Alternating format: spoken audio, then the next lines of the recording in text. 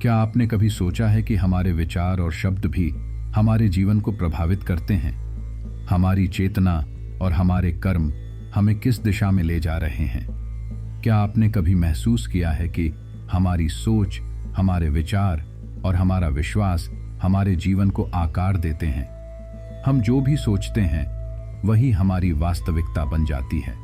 लेकिन सवाल यह है, क्या हमारा अंतर्मन शुद्ध और सकारात्मक है, या हम नकारात्मकता, संशय और अशुद्ध विचारों से घिरे हुए हैं?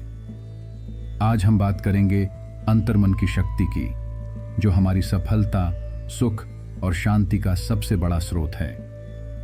हमारा अंतर्मन हमारे जीवन का सबसे गहरा रहस्य है। यह हमारे विचारों, भावनाओं और विश्वासों का संग्रह है। जो भी हम अपने अंतर्मन में संचित करते हैं वही हमारी वास्तविकता बन जाती है। अगर इसमें शुद्ध और सकारात्मक विचार होंगे तो जीवन में सफलता, आनंद और शांति आएगी। लेकिन यदि हमने इसमें नकारात्मकता, संशय और अशुद्ध विचारों को भर दिया तो यही असफलता, दुख और डर का कारण बन जाते हैं। आपका मन एक बर्तन की तरह है। अगर आप इसमें शुद्ध पानी डालेंगे तो वह पवित्र और जीवनदायी बनेगा। लेकिन अगर आप इसमें गंदगी और जहर मिला देंगे तो वह स्वास्थ्य और शांति को नष्ट कर देगा। यही हाल हमारे विचारों का भी है। आप जो सोचते हैं वही बनते हैं। आपका अंतर्मन वही प्रतिबिंबित करता है जो आप उसमें डालते हैं। नकारात्मकता से बचें। हर दिन ऐसे विचारों से खुद को दूर करें जो आपको डर, संदेह या असफलता की ओर ले जाते हैं। मैं नहीं कर सकता को बदलकर मैं जरूर कर सकता हूं कहें। शुद्धता और सकारात्मकता को अपनाएं। रोज सुबह अच्छे विचारों से दिन की शुरुआत करें। ध्यान, योग और प्रेरणादायक पुस्तकों का अध्ययन करें। अच्छे कर्म करें। जो भी आप सोचते हैं वही आपके कर्म बनते हैं। सकारात्मक सोच, सही कर्म, सफलता और आनंद।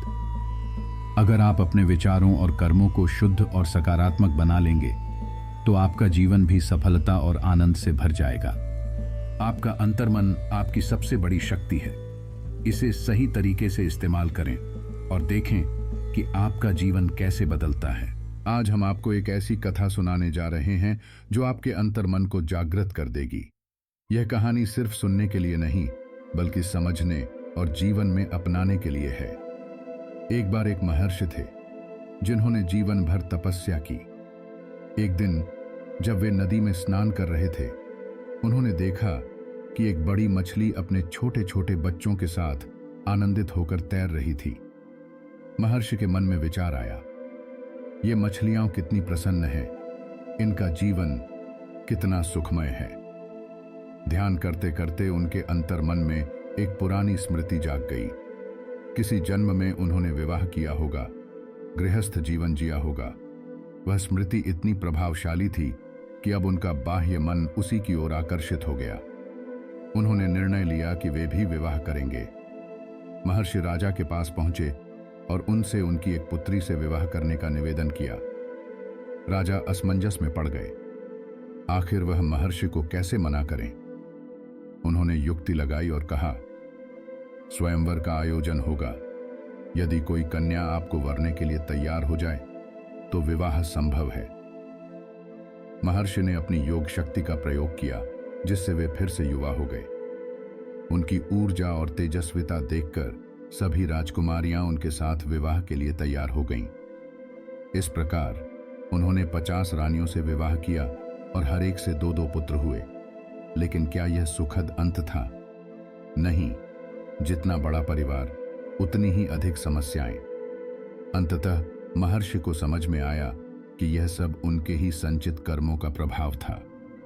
यदि उन्होंने अपने अंतर्मन में उस मछली को देखकर इच्छा न उत्पन्न की होती तो शायद वे इस चक्रव्यूह में फंसते ही नहीं। अब हम आपको एक और कहानी सुनाते हैं जो यह समझने में मदद करेगी कि कैसे हमारे कर्मों का प्रभाव हमारे जीवन में पड़ता है। एक गरीब ब्राह्मण और उसकी पत्नी के पास सिर्फ एक घोड़ा था। खाने के लिए कुछ भी नहीं था, लेकिन वे हमेशा दूसरों की सेवा में लगे रहते थे। एक दिन एक सिद्ध महात्मा उनके घर आए। ब्राह्मण और उसकी पत्नी ने उनके आतिथ्य में अपना आखिरी निवाला भी अर्पित कर दिया। सिद्ध महात्मा उनकी निस्वार्थ सेवा से बहुत प्रसन्न हुए और अपनी दिव्य दृष्टि से उनके पूर्व जन्मों के कर्मों को देखा। उन्होंने पाया कि इस दंपत्ति को अगले कई जन्मों तक घोड़ों की सेवा करनी है, लेकिन यह निर्धनता उनके संचित कर्मों का परिणाम थी। महात्मा ने ब्राह्मण से कहा, यदि तुम अपना प्रारब्ध बदलना चाहते हो तो इस घोड़े को बेच दो और इसका पैसा किसी अच्छे कार्य में लगाओ। ब्राह्मण ने उनकी बात मानी और घोड़े को बेच दिया।